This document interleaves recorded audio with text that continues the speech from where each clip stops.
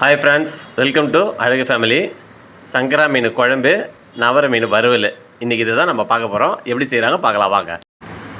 நவர மீன் மசாலா தடவி ஊற வைக்க போகிறோம். வாங்க என்ன மசாலா தேவைன்னு பார்க்கலாம். மீன் மசாலா, சீரகத்தூள், மிளகுத்தூள், வீட்டில் அரைச்ச மிளகாத்தூள், மஞ்சள் தூள், இஞ்சி பூண்டு பேஸ்ட்டு கொஞ்சம் சேர்த்துக்கணும். தேவையான அளவு உப்பு, தேவையான அளவு உப்பு போட்டுக்கோங்க. இப்போ மீன் அதில் கொஞ்சம் எண்ணெய் ஊற்றி மீனை லெமன் ஒரு அரை சொட்டு 2 ட்ராப் விட்டால் போதும். நல்லா அதை குழப்பிங்க. இப்போ மீன் அதில் போட்டு தேவையான மசாலா அந்த மீனில் நல்லா தடவணும், நல்லா ஊறணும். நல்லா ஊற வச்சு ஒரு தட்டு போட்டு மூடி ஃப்ரிட்ஜ் உள்ள வச்சுருங்க. மசாலா பதம் பார்த்துங்க. இந்த பதத்தில் இருந்தால் தான் மீனில் நல்லா மசாலா ஒட்டும். ஃப்ரிட்ஜில் வச்சு எடுத்தாச்சு. இப்போ வறுக்கிறதுக்கு ரெடி ஆகிட்டோம்.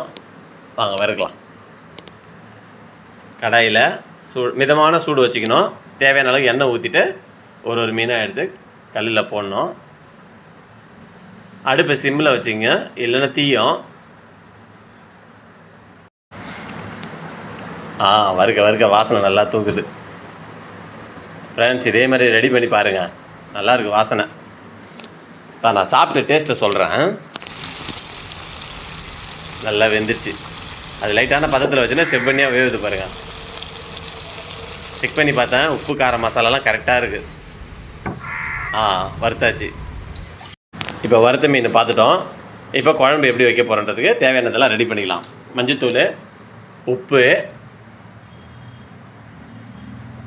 தக்காளி 2 தக்காளி. இது மீன் குழம்புக்கு, சங்கரா மீன் குழம்புக்கு புளி கரைச்சி ஊற்றுறோம்.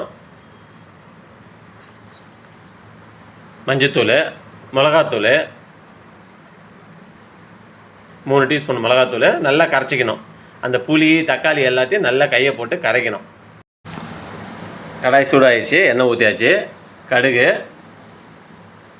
வெந்தயம், சீரகம் 3 போட்டு நல்லா செவ்வனியாக, பூண்டு, வெங்காயம் எல்லாத்தையும் செவ்வனியாக நல்லா வறுத்துங்க.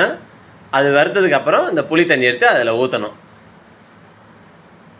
அடுப்பு மீடியமாக வச்சுங்க, இல்லைன்னா தீயக்கூடாது எதுவும். நல்லா கொதிச்சிருச்சு பாருங்கள்.